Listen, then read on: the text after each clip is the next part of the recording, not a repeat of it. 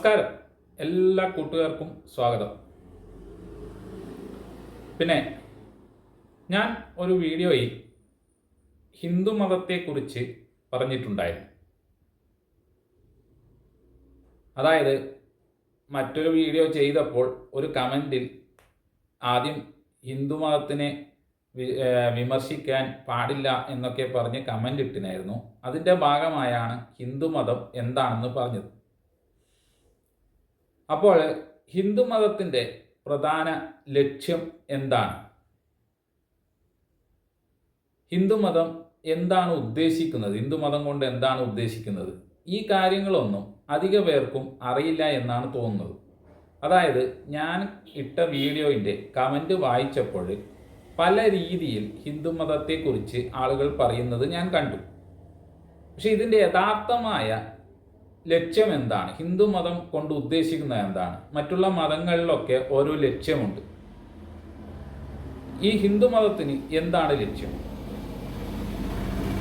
ഹിന്ദുമതം നമുക്കറിയാം, സിന്ധു നദീതട സംസ്കാരങ്ങളിൽ നിന്ന് ഉരുത്തിരിഞ്ഞുണ്ടായ ഒരു മതമാണ് ഹിന്ദുമതം. അപ്പോൾ ഇതിൻ്റെ ആന്തരികമായ ലക്ഷ്യം എന്താണ് എന്നുള്ളത് പലരും പല അഭിപ്രായങ്ങളാണ് പറയുന്നത്. നമുക്ക് ഇതിനെല്ലാം കൂടെ ചേർത്തുകൊണ്ട് എല്ലാവരും പറയുന്ന അഭിപ്രായങ്ങൾ നമുക്ക് എടുക്കാം, ആരെയും തള്ളിക്കളയണ്ട. അങ്ങനെ എല്ലാം കൂടെ ചേർത്തുകൊണ്ട് ഒരു ദിശയിലെത്തുമല്ലോ. അതെന്താണെന്ന് നമുക്കൊന്ന് നോക്കാം. ഇത് എൻ്റേതായ ഒരു അഭിപ്രായമല്ല, എൻ്റെ കമൻറ്റിൽ വന്ന ഹിന്ദുമതത്തെക്കുറിച്ച്, അതായത് എൻ്റെ ഒരു വീഡിയോയിലെ കമൻറ്റ് ബോക്സിൽ വന്ന ഹിന്ദുമതത്തെക്കുറിച്ചുള്ള വിവിധ തരങ്ങളായ അഭിപ്രായങ്ങൾ ഇന്ന് ഏകദേശം ഒത്തൊരുമിച്ച് പോകാൻ പറ്റുന്ന കുറച്ച് കാര്യങ്ങൾ എടുത്തിട്ട് പറയുന്ന ഒരു കാര്യമാണ്. ഇതിൽ എന്തെങ്കിലും തെറ്റ് നിങ്ങൾക്ക് തോന്നുവാണെങ്കിൽ അതെൻ്റെ കുറ്റല്ല. നിങ്ങൾ തന്നെ പറഞ്ഞ കുറേ അഭിപ്രായങ്ങൾ എടുത്തിട്ട് അതിന് ഏകദേശം ഒന്നുപോലെ തോന്നുന്ന, സമാനതകൾ തോന്നുന്ന കുറച്ച് കാര്യങ്ങൾ ഞാനിവിടെ പറയാം. പിന്നെ എൻ്റേതായ കുറച്ച് അഭിപ്രായങ്ങളും, ഹിന്ദുമതത്തിനെ കുറിച്ചുള്ള അഭിപ്രായങ്ങളും. ഓക്കെ, ഇതിൻ്റെ പ്രധാനമായ ലക്ഷ്യം എന്താണ് എന്ന് കണ്ടെത്തുക എന്നതാണ് നമ്മളെ ഈ വീഡിയോൻ്റെ ലക്ഷ്യം. മനസ്സിലായില്ലേ? അപ്പോൾ അതിനെക്കുറിച്ചൊന്ന് പറയാം. ഓക്കെ, എല്ലാവരും പറയുന്ന കാര്യത്തിൽ നിന്ന് ഒന്നെടുത്ത് കഴിഞ്ഞാൽ ഹിന്ദുമതത്തിൽ പലവിധ ആചാരങ്ങളും അനുഷ്ഠാനങ്ങളും ശാസ്ത്രങ്ങളും ഉണ്ട് എന്നാണ് മനസ്സിലാക്കാൻ സാധിക്കുന്നത്. അതിൽ ധർമ്മം, കർമ്മ, സംസാരം, മോക്ഷം, ഇതാണ് 4 രീതികളാണ് ഹിന്ദുമതത്തിൽ സ്വീകരിക്കപ്പെടേണ്ടത് എന്ന് പറയപ്പെടുന്നു. അതായത് ധർമ്മം ചെയ്യുക, പിന്നെ കർമ്മം ചെയ്യുക, പിന്നെ സംസാരം എന്ന് പറഞ്ഞു കഴിഞ്ഞാൽ നമ്മൾ ഈ ഒരാൾ മറ്റൊരാളോട് സംസാരിക്കുന്നതല്ല. ഒരു വ്യക്തി ജനിച്ചു കഴിഞ്ഞാൽ, ഏതെങ്കിലും ഒരു ജീവിയോ വ്യക്തിയോ ജനിച്ചു കഴിഞ്ഞാൽ മരിക്കും. മരിച്ചു കഴിഞ്ഞാൽ വീണ്ടും ജനിക്കും. ഏതുവരെ? മോക്ഷം കിട്ടുന്നത് വരെ, അതായത് ജീവൻ മുക്തി കിട്ടുന്നത് വരെ ഇത് തുടർന്നുകൊണ്ടിരിക്കും. അതാണ് മോക്ഷ എന്ന് പറയുന്നത്, ജീവൻ മുക്തി എന്ന് പറയുന്നത്. ഇതാണ് ഒരു കൂട്ടർ പറയുന്ന ഹിന്ദുമതത്തിനെ കുറിച്ച് പറയുന്ന കാര്യങ്ങൾ. ഓക്കെ, അതായത് എൻ്റെ കമൻറ്റ് ബോക്സിൽ വന്ന പലരും പറഞ്ഞ കുറേ അഭിപ്രായങ്ങളിൽ നിന്ന് ഏകദേശം സമാനതകൾ വെച്ച് നോക്കുമ്പോൾ കിട്ടുന്ന കുറച്ച് കാര്യങ്ങളാണ് ഞാനിപ്പോൾ പറഞ്ഞത്. ഹിന്ദുമതത്തിൽ എന്തൊക്കെയാണുള്ളത് എന്ന് അവർ പറഞ്ഞ കാര്യങ്ങളാണ്. ധർമ്മം, കർമ്മ, സംസാരം, മോക്ഷം. ഇതിൽ ഈ 4 എണ്ണത്തിന് വേണ്ടിയാണ് ഹിന്ദുധർമ്മം, അതായത് ഹിന്ദു മതം പോകുന്നത് എന്നാണ് അവർ പറഞ്ഞത്. മനസ്സിലായി കാണും എന്ന് പ്രതീക്ഷിക്കുന്നു. ഇനി ചോദിക്കണ്ട ഇതെന്തുകൊണ്ടാണ് ഇവൻ ഇടയ്ക്കിടയ്ക്ക് മനസ്സിലായോ ചോദിക്കുന്നു എന്നുള്ളത്. അതായത് മനസ്സിലായോ എന്നല്ലേ ചോദിക്കാൻ പറ്റൂ. മനസ്സിലായെങ്കിൽ മനസ്സിലായി എന്നുള്ളത് മനസ്സിലാക്കാലോ. അപ്പോൾ ഇതാണ് ഞാൻ എൻ്റെ കമൻറ്റ് ബോക്സിൽ നിന്ന് കണ്ടെത്തിയ കുറച്ച് കാര്യങ്ങൾ. ഇനി ഞാൻ പറയാൻ പോകുന്നതാണ് ഇതെന്താണ് ഉദ്ദേശിക്കുന്നത് എന്നാണ്. ഇതുകൊണ്ട് എന്താണ് ഉദ്ദേശിക്കുന്നത് എന്നാണ്. ഈ ധർമ്മ, കർമ്മ, സംസാര, മോക്ഷ, ഈ 4 എണ്ണം കൊണ്ട് എന്താണ് ഉദ്ദേശിക്കുന്നത് എന്നാണ്. ഇതെങ്ങനെ ഉണ്ടായി എന്നാണ്. എങ്ങനെ ഉണ്ടായി, എന്താണ് ഉദ്ദേശിക്കുന്നത്, ഇതെവിടെയൊക്കെ പ്രതിപാദിപ്പിക്കുന്നു. അതായത് ഇതെവിടെയൊക്കെയാണ് പറയുന്നതെന്നും കൂടെ അറിയണ്ടേ. വെറുതെ അങ്ങ് പറഞ്ഞു പോയാൽ പോരല്ലോ. ഇതെവിടെയൊക്കെയാണ് പറയുന്നത്? നമ്മളെ ഹിന്ദു എന്തെങ്കിലും പുരാണങ്ങളുണ്ടോ, അല്ലെങ്കിൽ ഈ ബൈബിൾ, ഖുറാൻ പോലെയുള്ള എന്തെങ്കിലും ഉണ്ടോ, അതിൽ പറയുന്നുണ്ടോ ഇത് എന്നും കൂടെ നോക്കണ്ടേ. നമുക്കാകെ ഇപ്പോൾ എല്ലാവർക്കും അറിയുന്ന ഒരു കാര്യം, ഞാൻ എൻ്റെ കമൻറ്റ് ബോക്സ് വായിച്ചതിന് ശേഷം എനിക്ക് മനസ്സിലായ കാര്യം, ആകെ അറിയുന്ന രാമായണവും മഹാഭാരതവും മാത്രമാണ്. വേറെ ഒന്നും ആളുകൾക്ക് അറിയില്ല. ഈ ഹിന്ദു മതം എന്ന് പറയുമ്പോൾ എടുത്തു പറയുന്ന ഒരു കാര്യം ഭഗവത്ഗീത എന്ന് പറയുന്നത് മഹാഭാരതത്തിലെ ഏകദേശം 8-6 പേജുകൾ വരുന്ന ഒരു ശ്ലോകങ്ങൾ വരുന്ന, കുറച്ച് ശ്ലോകങ്ങൾ വരുന്ന 8-6 പേജേ വരുന്നുള്ളത്. അതിനെ വെച്ചിട്ട് ഹിന്ദു മതത്തിനെ അളക്കാൻ പറ്റില്ല. അത് ഒരു കാവ്യമാണ്. മഹാഭാരതം എന്ന് പറയുന്നത് വലിയൊരു കാവ്യമാണ്. ആ കാവ്യത്തിലെ 8-6 പേജ് വെച്ചിട്ട് ഈ ഹിന്ദു മതത്തിനെ അളക്കാൻ പറ്റും? അത് പറ്റുമെന്ന് എനിക്ക് തോന്നുന്നില്ല. അതാണ് എല്ലാവരും പറയുന്നത്. ഭഗവത്ഗീതയിൽ അങ്ങനെ പറഞ്ഞിട്ടുണ്ട്, ഭഗവത്ഗീതയിൽ ഇങ്ങനെ. ഭഗവത്ഗീത ഒരിക്കലും ഹിന്ദു ധർമ്മത്തിൻ്റെ ഒരു മാനദണ്ഡേയല്ല. ഹിന്ദു ധർമ്മങ്ങൾക്ക് കുറച്ച് കാര്യങ്ങളുണ്ട്. അതായത് വേദങ്ങളുണ്ട്, 4 വേദങ്ങൾ, ഉപനിഷത്തുകളുണ്ട്, പുരാണങ്ങളുണ്ട്, ശിവപുരാണം, വിഷ്ണു പുരാണം എന്നൊക്കെ പറഞ്ഞിട്ടുള്ള പുരാണങ്ങളുണ്ട്. ഇതൊക്കെ വെച്ചിട്ട് എന്ത് പറയാൻ പറ്റൂ? ഹിന്ദു മതത്തിന് പറയാൻ പറ്റൂ? മനസ്സിലായില്ലേ? ഏതെങ്കിലും ഒരു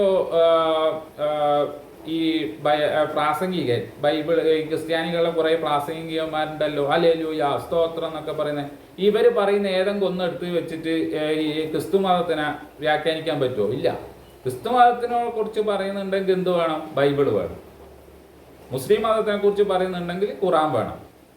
അതുപോലെ തന്നെ നമ്മളൊക്കെ ഒരു സംഭവമുണ്ട്, ഹിന്ദു മതത്തിനും ഒരു സംഭവമുണ്ട്. അത് വെച്ചിട്ട് നമുക്കും എന്ത് പറയാൻ പറ്റൂ? ഇതൊരു ബുക്കല്ല, കുറേ ഭാഗങ്ങളാണ്. വേദങ്ങൾ എന്ന് പറയുമ്പോൾ 4 ഉണ്ട്, ഉപനിഷത്തുകൾ എന്ന് പറയുമ്പോൾ 100 ഇതുവരെ ഉണ്ട്, അതിലും കൂടുതലുണ്ട്. വ്യാഖ്യാനിച്ചത് 100 ശങ്കരാചാര്യർ വ്യാഖ്യാനിച്ചത് 108 ഉപനിഷത്തുകളാണ്. അപ്പോൾ ഇത് വെച്ചിട്ട് നമുക്ക് എന്ത് പറയാൻ പറ്റൂ? ഹിന്ദു മതത്തിനെ കുറിച്ച് പറയാൻ പറ്റും.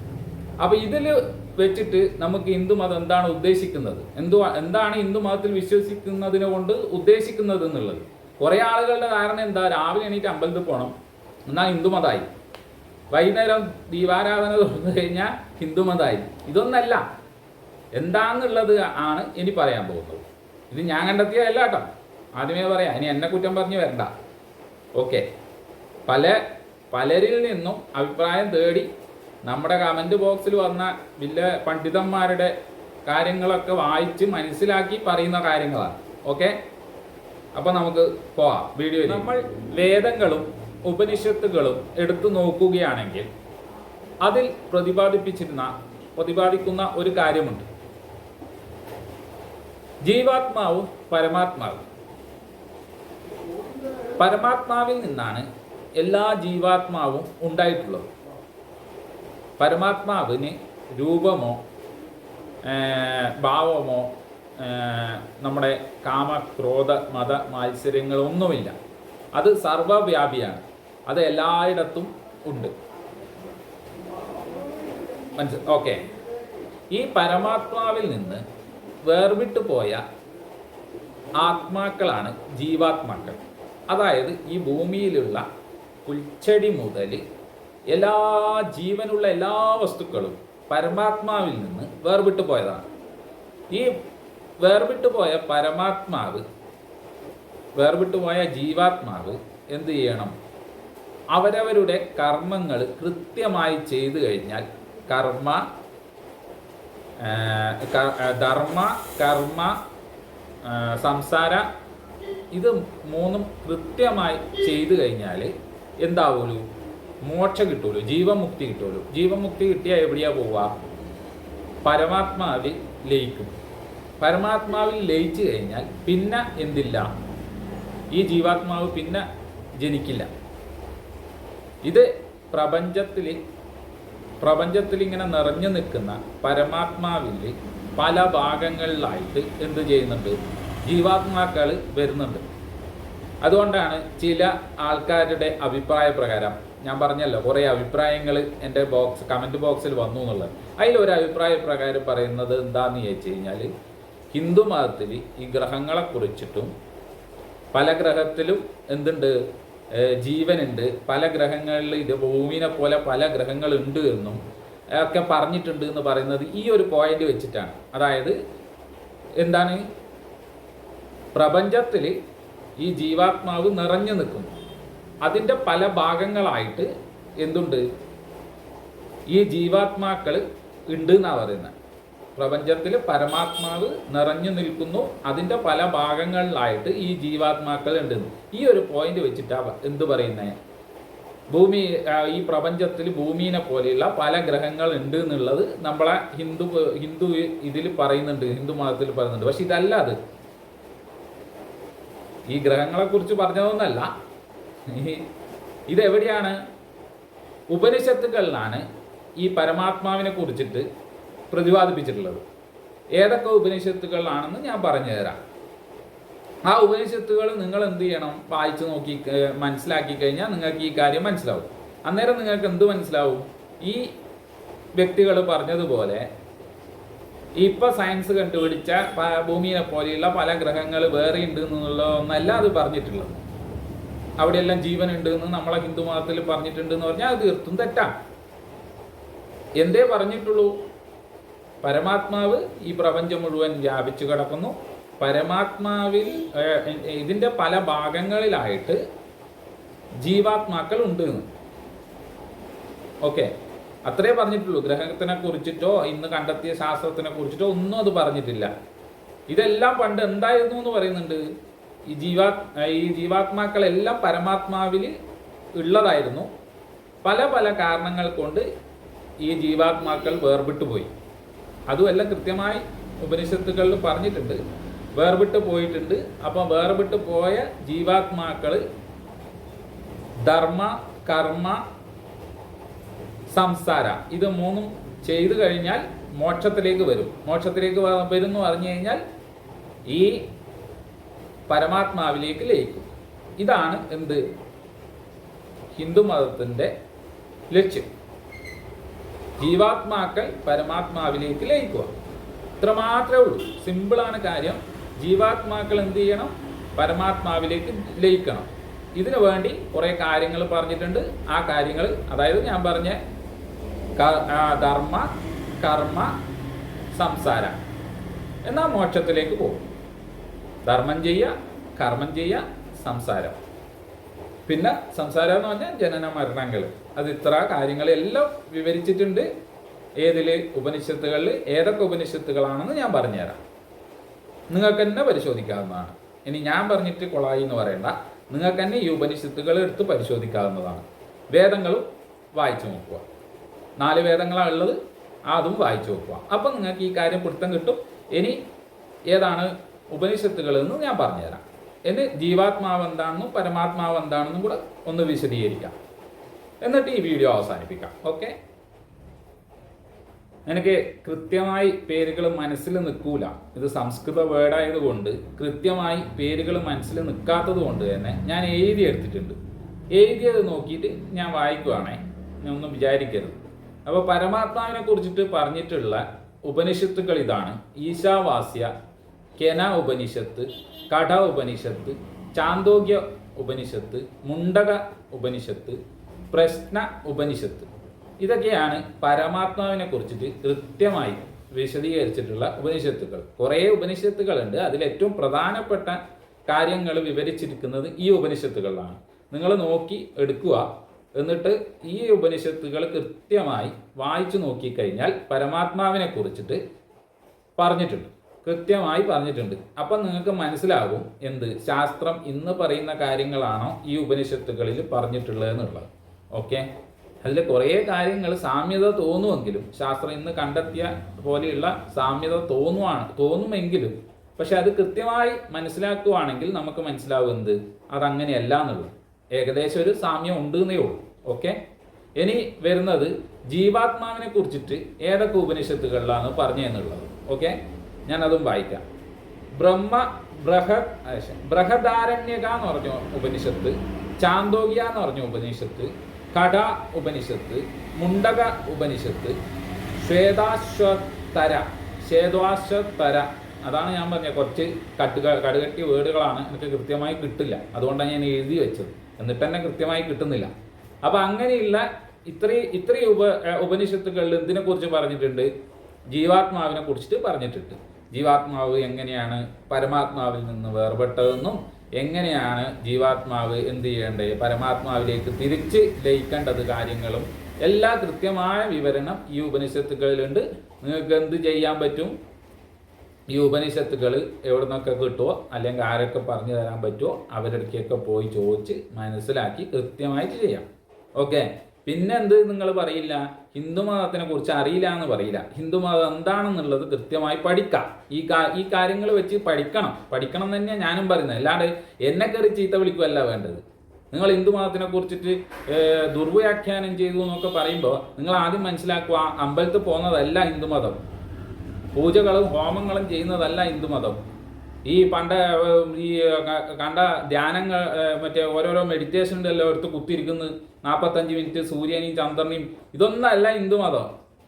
ഹിന്ദുമതം എന്ന് പഠിക്കണമെങ്കിൽ കൃത്യമായി ഇതെല്ലാം വായിച്ച് നോക്കിയിട്ട് വേണം പഠിക്കണ്ടേ. രാമായണവും മഹാഭാരതവും ഒന്നും ഹിന്ദുമതമല്ല.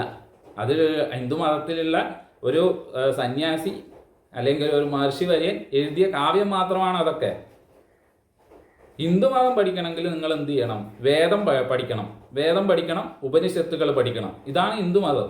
ഇതിലെന്തൊക്കെ പറഞ്ഞിട്ടുണ്ട് ഉള്ള കാര്യം ഏതെങ്കിലും ഒരാൾക്ക് അറിയില്ല. ഇതെനക്കും അറിയില്ലായിരുന്നു. നിങ്ങളൊക്കെ പറയുന്ന കേട്ടിട്ട് ഇത് ഹിന്ദുമതത്തിനെ ദുർവ്യാഖ്യാനം ചെയ്തു എന്ന് പറഞ്ഞപ്പോൾ ഞാനിത് മനസ്സിലാക്കാൻ വേണ്ടി ശ്രമിച്ചുകൊണ്ടാണ് എനിക്കിത് മനസ്സിലായത്, ഇത്രയും കാര്യങ്ങൾ കിട്ടിയത്. അതുപോലെ നിങ്ങൾ ശ്രമിക്കണം. നിങ്ങളെ മതത്തിനെ കുറിച്ച് നിങ്ങളാണ് പഠിക്കേണ്ടത്. കണ്ടവരും എന്തൊക്കെയോ പറയുന്നത് കേട്ടിട്ട് പറയല്ല വേണ്ടേ. അമ്പലത്തിൽ പോക്കൊന്നും ഹിന്ദുമതത്തിന്റെ ഭാഗമല്ല.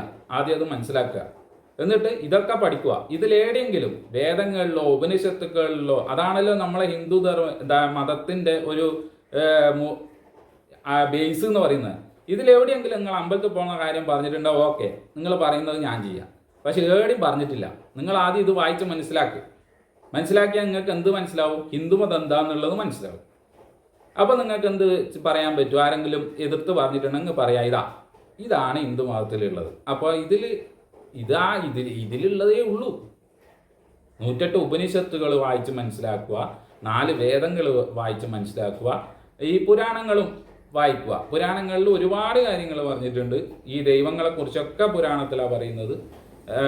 ശിവപുരാണം, വിഷ്ണു പുരാണം, ഇതിലൊക്കെ കൃത്യമായി ദൈവങ്ങളെക്കുറിച്ച് പറയുന്നുണ്ട്. വേദങ്ങളിൽ ദൈവങ്ങളെക്കുറിച്ച് പറയുന്നുണ്ട്.